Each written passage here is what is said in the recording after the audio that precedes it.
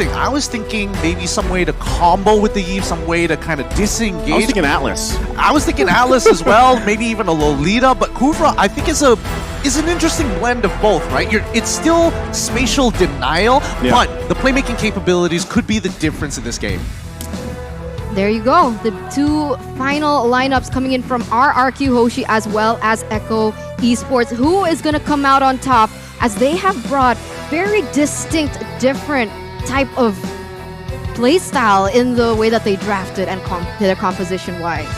Yeah, and honestly, if they want to be playing for the later stages of the game, that's absolutely something that Echo can do. However, as we saw in our previous matchup of RRQ Akira up against the Valley, that Claude can make all the difference, including that Benedetta with a Petrify. So let's jump right into it. The Land of Dawn awaits us here as one of these teams are going to be walking away feeling real good about themselves. Is it going to be from the Philippines or Indonesia? Take your votes and your guess coins out now. Let's go. Coming into this first game here between two of the giants of their particular regions, we see that Benny Cutie is actually going to start off with helping out Carl TZ in that buff, and therefore he is going to be able to rotate quite faster than Albert. Whoa. What's going on the top side here? We see the Kufra actually looking for it, and he hits it. Yeah, he's going to find Skylar here, but BMI's out. Should be fine. Vin now there to help him too. So, and this is the thing, right? Where do you park these roamers, JP and Vin, to get the most value out of it, right? Because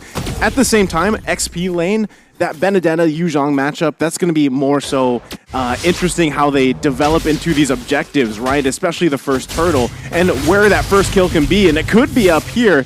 And that's the focus, but it's Lemon though. Sanji forcing the flicker out. He flickers in. Sanji with the first blood. I mean, you could see even from the beginning of the game that Sanji was really pressuring Lemon there in the mid side. Lemon is known to play really aggressively, and this time around, it actually put his team in a disadvantage. Yeah, this is great for Sanji as well. I mean, he's already got the mystery shop, so he's going to be accelerating even faster. Luckily, at the very least, Lemon only loses a bit, but now the catch comes through. Oh, that's going to be tough, but they do get the flicker out from Vin, so that's a nice pickup, right? Because he doesn't have the Divine Judgment just yet, but still, with that being down, this should make it a little bit easier to grab, or at least contest that first turtle. Right now, Albert already going into that bottom side, looking for the pressure because the turtle is going to spawn in under 5 seconds. That's exactly what they want to do. They want to set up first. And even in the top lane, it seems like Skylar might be having a little bit of a hard time with the early game damage that Carry has. Yeah, I mean, it's all about like the timings, right? Level 2 is when Carry starts to get really, really good, but now they've already locked down Albert. Let's see how it goes. Okay, they're going to force this one. Turtle still going to be focused. One Retribution comes out, but it's focused by Carl TZ, able to secure it. And now they're still going to be focusing on the target as Albert falls here. So it's a turtle and a kill for Echo. 100% worth it for Echo there. I think RRQ Hoshi, they went a little bit too aggressive. They did set up first, but unfortunately, at least they couldn't have gotten a trade because Albert missed his Retribution. Yeah, but it's one of the... Hey, it happens. It happens. But for now, Echo is going to be in the lead, and they're going to take their time with this. This is going to be a very slow roll considering the composition overall. 1,000 gold though. Relax. Guys, Relax. The table didn't do anything to you, Eterna. Don't abuse the table. The table didn't do it. I'm sorry. I'm getting very passionate about this game. But yes, Echo is leading with 1,000. You can already see that Benny QT has secured that corrosive scythe. So all these items are starting to come into play, and that might be bad for Skylar here in the top lane. Honestly, it's quite interesting that JP is hovering around the top side so much. I mean... that's the best case scenario for them. You really want to just park there. If you can find a pickoff, this is something that we were talking about previously in the backstages. Where does Kufra fit in now? It's high risk, high reward. And that's going to be the right target as they find Vin, forcing the flicker out. No one's going to go down just yet, though. Carl TZ now looking to back everybody out. There's probably not going to be anything committed just yet, but still, JP going to charge up. Do they go in on this top side? But for now, disengage. Yeah, they have to. 25 more seconds until the turtle comes back up. I mean, the proxy of the waves started by R7. They don't want that to go to waste, but he's not going to get caught here, right? No, definitely. He's R7. He's got a brand to keep. Hopefully. Hopefully. Still sweating here. 1,400 gold lead. 8 seconds left on the clock. But you can see Fredrin already seems like Echo, Fredrin, they all have that better space on, and they have the better setup for now. Either RRQ, Hoshi, they're not going to contest this, they're going to look for something else, or they have to find the proper setup here. Yeah, they're going to have to rely on Vin, but the Black Dragon form does come out to Sanford. Albert looking to try to get the turtle. He does! What a retribution as he's able to secure it, and now Sanford caught in the back line. Carl Teasy, though, to help him out. It's R7 on the hunt here. Gets the Petrify off. Can he get the kill? He's bobbing, he's weaving. He's slashing. Still, though, it's Carl Teasy that falls. And that's going to be a... Actually, R7 survives it. Oh, wait, no. Okay, he does. He does. He gets away with 1 HP. Oh my Grandma. goodness. I was about to throw up there. Literally about to throw up, and I could definitely see it in Eternal's face. If that Appraisal's Wrath went through... Yeah, it was close, man. Very different story. However, I will say that RRQ, their win conditions in a 4v4 comes down to whether or not Vin is able to find that pick. Oh, no. JP. Again, Skylar, will he be... He actually doesn't even need to use the BMI, but now Sanji up here too. Vin gonna have to back off, does not have the Divine Judgment. Lemon, though, gonna take the real world manipulation back, and now forces them to disengage. It's a cat and mouse game here in the top side.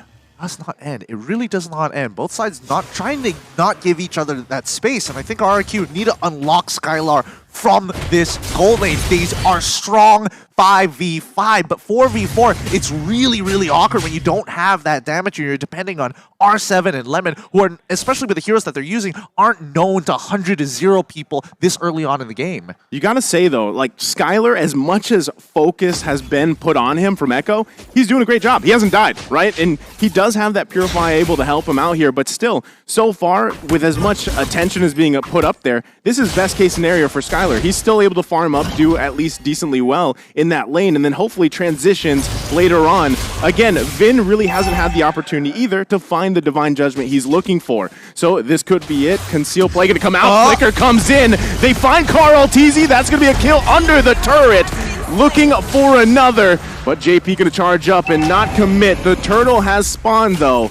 So now does RRQ look to take the turtle here with Carl TZ down. Doesn't seem like they want to. They have a man advantage though, so it should favor them in particular. But look at Benny Cutie. He is so focused on those objectives. He's gonna get a tower in the top side. But oh my god, Albert! They're gonna find Albert here. Quite a few combinations coming out. Albert gonna fall, but look at the damage from the Electo final blow. R7 gets Sanford. It's Skylar that grabs the kill.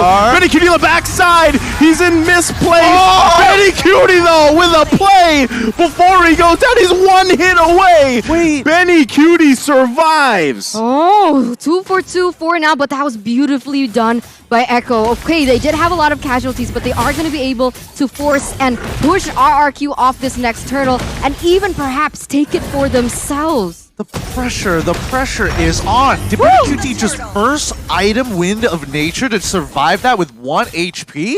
We're gonna have to check the items in a little bit. There's just so much action happening across the map. It's hard to keep up with it this time. I mean, there you go. Items. Oh my goodness. Wait, having a look. He has it. Yeah, he has it. Second item already gone, yeah. but he had the corrosive side, which is actually really important here because if he did not have that corrosive side, Skylar would have easily just walked away from the fight. Man, that is such a clutch moment to have that too, and just the way that all played out. Again, Benny Cutie able to grab that early kill does set him up here, but Skylar still, right? He's managed to grab 2 himself, so those marksmen, those gold lanes are really going to pop off as we get into the further part of the mid to late game here.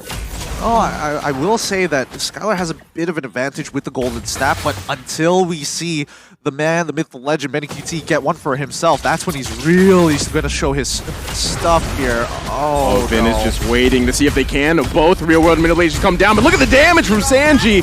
Able to grab a kill, Lemon falls. Carl Teasy on the backside, though, now on the hunt for Skylar.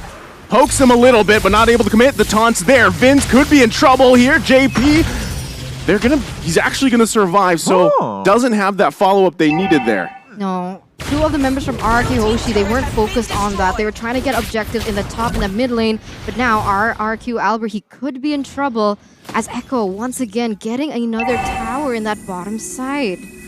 Again, the slow roll, this is what I was talking about. As soon as Echo was able to actually get that lead, they're going to slowly start bleeding RRQ out until they have no more resources left. And it's going to be highly dependent on Skylar to try and get to that game. But the later stages, yeah, look at this. R7, again, I'm not even worried. Look at the Classic just going at it. An absolute OG.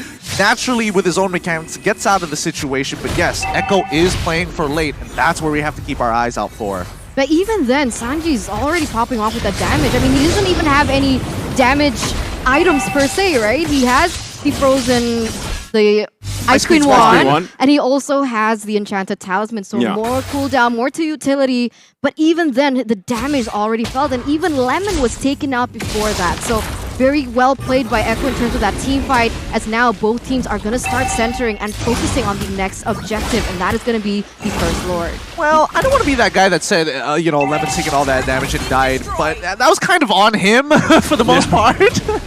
Well, I mean, either way, both teams here in a good position for this First Lord. I think it's just going to be juggled around a little bit as both teams do the Lord dance, as we've seen many times before. But still, there's the golden staff pickup for Benny Cutie here. So if he can get in that range that he needs to be, this could be a very bad position for RQ to fight in. I agree. But on the flip side here, we can see R7 already clearing that top side, putting a little bit of pressure, as here JP misses his ult. JP's going to miss that, but Albert poked a little bit here. Black Dragon form going to come. Who does secure the Lord? It's going to be Carl TZ with the Retribution. But on the backside they go. Electro final blow. It's R7 that falls. Benny Cutie, though, and Sanji. 2 down for RRQ. Carl TZ still in the chase to push him out. And now the eyes are set on the tier 1. It looks tough here. I mean, the fact is, Echo is playing as a 5-man unit. RRQ just one man, just a little bit late to the party, and even Skylar just struggling to find the opening to get into that middle, get into the middle of the fight. So they're just cutting their losses for now. Oh my god, the pressure coming in from Echo. Now they're focusing on the mid side. They're trying to clear the waves as fast as they can because they have a Lord to cover here on the bottom side. Kyle TZ going to take away that red buff as well. This is looking quite chaotic for RQ. Oh, Albert going to get caught here in a bad position. He's going to heavy spin, try to get out of there, pushing Carl TZ into the turret. Able to grab a kill himself. Albert with a pickup. They lose that turret, though. Does Echo press this situation here? JP going to jump in, finding Albert. Rear world manipulation going to come down from Lemon, forcing Echo back a little bit here. Black Dragon form committed. It's Albert, one hit away as he goes on from Benny Cutie. Lemon falls too. JP into the deep of the base, but R7 with a massive play. Electro final blow committed as 3 fall for Echo. Oh my god. What was that sound, Gideon? What a I mean, there's just so many moments. Gideon sound. It's still sorry. It's just the ad libs at this point. But like Benny QT, when you see somebody get to that level of attack speed, you don't get to see people survive it that often. No. I mean, just look at this. Albert, he dies. You're expecting that. Lemon dashes one time forward, takes 12 auto attacks and dies instantly. And look at this, Vin also taking so much damage, but this is the masterpiece. R7 able to deal out so much damage there in the bot side, and even buy enough time for RQ Hoshi to kind of recalibrate themselves into this next part. But we're going to take a little look into the items first. Looking at R7 right now, he's currently 3 items. I think he's building into a Malefic Roar for his 4th. Looking at Skylar, he's in a good position with 3 items in and of itself. But if we're looking at supports, that's the big difference here. Because with the supports, they're building as tanky as possible, but Immortality makes all the difference for a Kufra. Yeah, I mean, I gotta say, the question about Kufra, you know, where does he fit so far? Because he's kind of, in a way, that hero has fallen off a little bit. But so far, JP's doing an amazing job at really finding the setups that he needs to, utilizing the Kufra here. Especially, I mean, with Sanji setting up those perfect real-world manipulations so far, Lemon's doing it too. But the thing is, I haven't seen Vin just yet exactly find the mark he does. He has the 7 assists. He's finding targets. But if he can cancel out Sanji, that's going to be a huge play for RQ. Oh no. Okay, that's a good disengage. Nobody is going to, bite the bullet for now. And I think RRQ also understands, like, yeah, we're slightly behind, but it's not the end of the world. Sure, you want to have Lauren? Fine, we can defend against it. Their high ground should be enough for this. Oh, they don't have the real one manipulation, but a flicker comes out. The blazing duet from Skylar, but Vin could be in a bad position. R7, though, keep an eye on him. Looking for an angle here. Electro final blow with the Petrify going to come out. He gets canceled a little bit here. Sanford still up. R7 one gonna fall to Sanji, and he's still going as Lemon gonna be the next target. Able to survive, but they might chase him down. He's slowed with the flicker in from Sanji to clean up. My God, 3-for-0 trade. Echo gets the Lord. This couldn't be a worst game for RRQ Hoshi at this point. You saw that R7 was trying to do his best. The way that he does it, right? That's so signature R7. Which, whatever hero he chooses, whether it be the Benedetta, the Cho, he tries to looking for that flank, but unfortunately the follow-up damage from the other members are not there. And here we go, the siege from Echo. Gonna be a full force siege here from Echo here. One more turret to go up on the top side. They've got to handle this Lord. Echo setting their sights on the bottom side. Carl Teasy already handling that wave. Can RRQ defend here and keep in this game? Echo now full force bottom side. Sanford comes in with the Black Dragon form. RRQ looking for any angle, but Echo calls the back signal. Value. Just cash money all the way through. They've gotten a 7.7k lead for themselves. They don't need to go any further. No Lord empowered minions, no Lord in and no Lord as well. So they just back off. They don't need to do any more than this. They know that they're getting really close to the end game. Oh my god. Well, they're going to focus on R7. I don't think he was expecting that death bush either.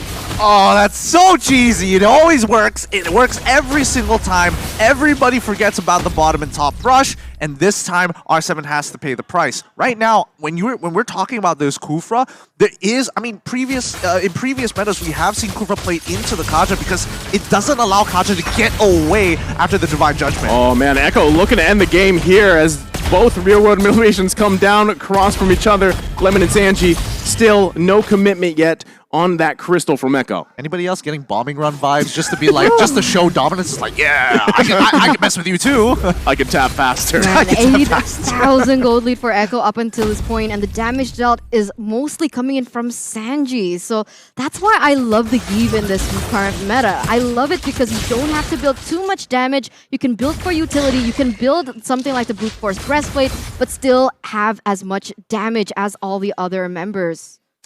Well, I mean, it depends on the person. I'm more of a Farsa kind of guy. Oh, Yeah, okay. I like both. Oh, but you know, Gord #1. But going back to it, did you see the discrepancy on the damage dealt? Right. You typically when you see that Valentina picked up against a Eve, you kind of expect them to be in the same ballpark, but it was a huge difference. And that's just the fact that Lemon hasn't been able to get in range to even take that ultimate or use it the way he wants to. And that is also a big part because of the fact that they have Sanford, right? Yeah. That was the problem. They picked up Sanford, so even if the Valentina wanted to take the real-world manipulation, it could be a little bit more difficult because of the damage input that he's taking from Sanford himself. And on that note as well, that's the thing about Lemon, dude. That's what caught me a little bit surprised because Lemon's great when he gets it. He's like a double-edged sword for RRQ. When he plays great, he plays great. But if not, look at his KDA. Look. 0.55.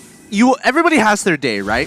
Knowing Lemon and seeing his career over many, many seasons and many, many M series. Oh god. Oh man, R7 gonna just be deleted once again. Death Bush, but this time in the mid lane. Sanford forcing everybody back. The Black Dragon form, and just like that, Echo grabs himself another Lord. Oh, that's so brutal. This Kufra is just getting so much more value than I was expecting. I feel like now is the time to respect the Kufra. Prior to this, they should have absolutely disrespected JP. Like, what was he really going to do? And the fact that they did have R7 on Benedetta, maybe they could have made some play towards the mid lane like Takashi did against the Valley. So that's what I'm hoping to see. But right now, Echo, they've got all the marbles in their court, and they're just going to slowly lob them down one by one until this crystal breaks. Look at JP charging up once again. Not going to commit to that, though. Lord here in the middle lane of the base of RRQ. They're going to set it up. Lemon with the real-world manipulation. JP going to go in, finds a couple of targets, but has to get out of dodge as well.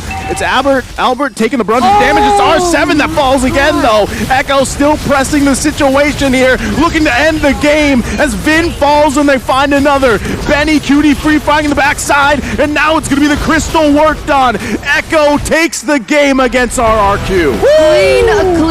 Clean from Echo from the Philippines. That was